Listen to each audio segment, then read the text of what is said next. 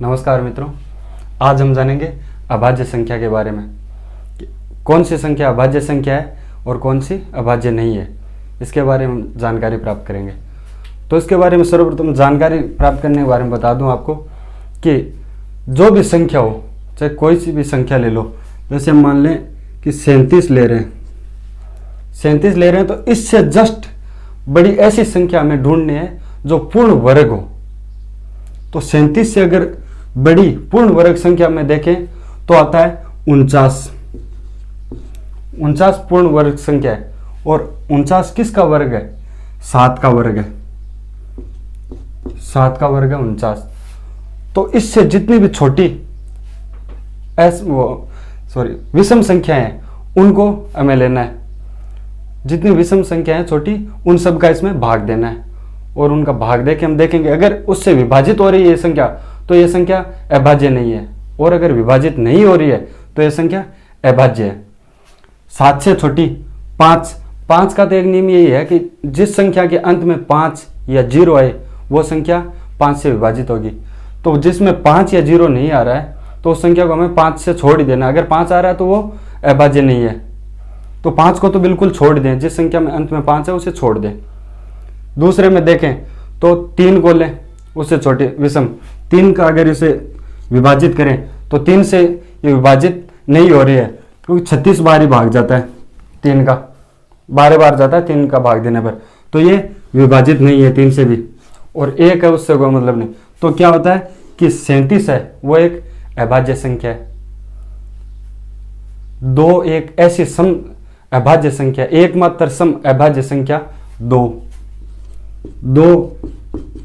एकमात्र सम अभाज्य संख्या है।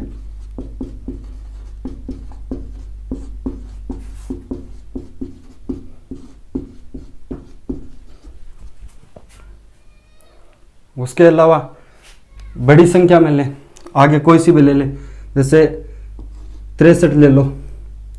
63 से जस्ट बड़ा पूर्ण वर्ग संख्या में देखनी है तो पूर्ण वर्ग संख्या आती है 64। 64 किसका वर्ग आता है? 8 का। 8 से जितनी भी छोटी जो विषम संख्या है उनका इसमें भाग दे के देखते हैं। 8 से छोटी विषम संख्या कौन कौन सी है? 7 आ गई, 5 आ गई और 3 आ गई। 7 का इसमें भाग देते हैं तो 7 का भाग देने पर पूरा 9 बार जा रहा है। 7 से अगर डिवाइड करते हैं इसको तो 9 बार पूरा जा रहा है। तो ये क्या है? ये एक अभाज्य नहीं है, अभाज्य नहीं है। और भी उदाहरण लेने चाहें तो आपको आगे बताता हूं कि अगर 100 तक हम देखें तो 100 तक, 1 से लेकर 100 तक कुल 25 अभाज्य संख्याएं होती हैं।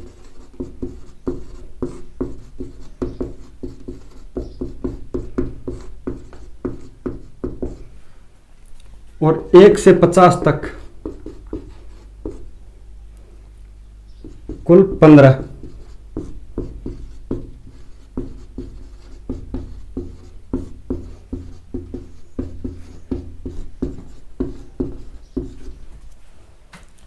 एक से 50 तक अगर हम चलने में चलें तो शुरुआत में जो अभाज्य संख्याएं हैं,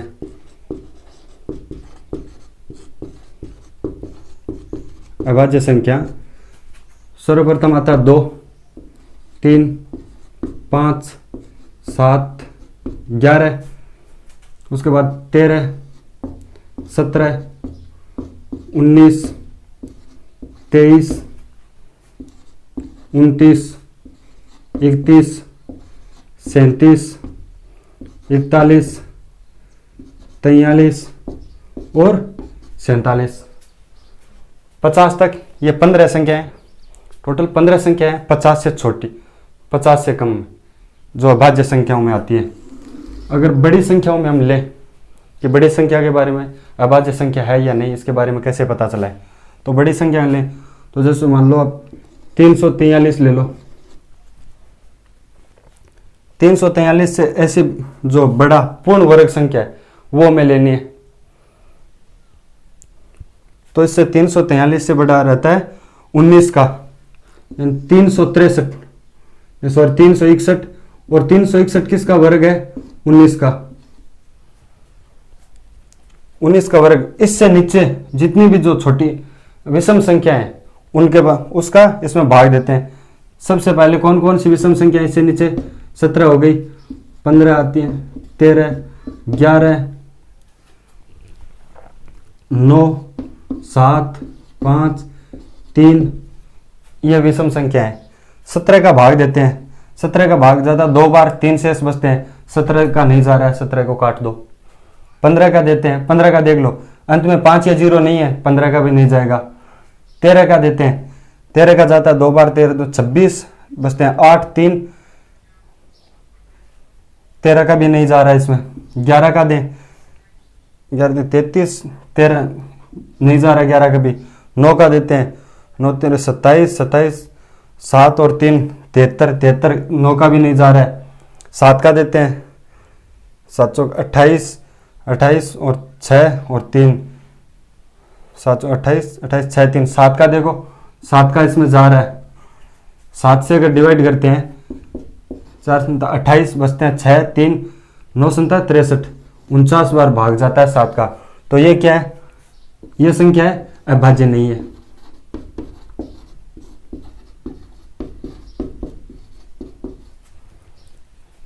एक उदाहरण और ले लेते हैं।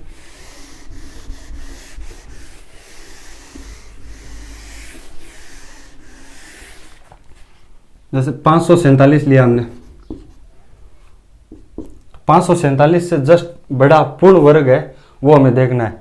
तो 547 से बड़ा देखें तो 24 का पूर्ण वर्ग आता है 576, 576 वर्ग है 24 का। तो 24 से जितनी भी छोटी जो विषम संख्या है उसका इसमें भाग दे के देखते हैं। 24 से छोटी हो गई 23 हो गई, 21 हो गई, 19, 17, 13, 11, 15 आ रहे हैं, 15 को छोड़ दो चाहिए क्योंकि अंत में कोई 5 नहीं है, तो 15 को छोड़ दो आप। 9, 7 और 5 को भी छोड़ दो और 3। 23 का भाग देते हैं, 23 का जाता 2 बार, 23, 46, 8, 7, 23 का इसमें भाग नहीं जा रहा है। 21 का दें, 42, 12, 7, 21 का भी नहीं जा रहा है।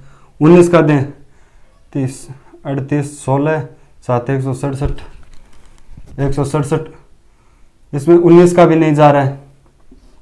17 का दें, 51, 3 और 7, 17 का भी नहीं जा रहा है। 13 का दें, 13 52, 2, 7, इसका भी नहीं जा रहा है। 11 का दें, 11 44, 10 7, 107, 11 का भी नहीं जा रहा है। 9 का दें, 9 54, 7 बच रहे हैं, 9 का भी नहीं जा रहा है। 7 का दे के देखें, 7 का 7 49, 5 और 7, 7 का भी नहीं जा रहा है।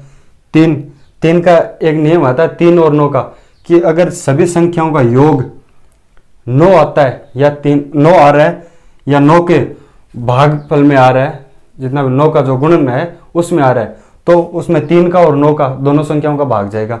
तो इनका अगर जोड़ मिला लें, 7 4 11 और 5 16, 16 9 के भाग में नहीं आ रहे हैं, तो इसमें 3 का भी नहीं जाएगा। तो ये क्या है? एक अभाज्य संख्या है।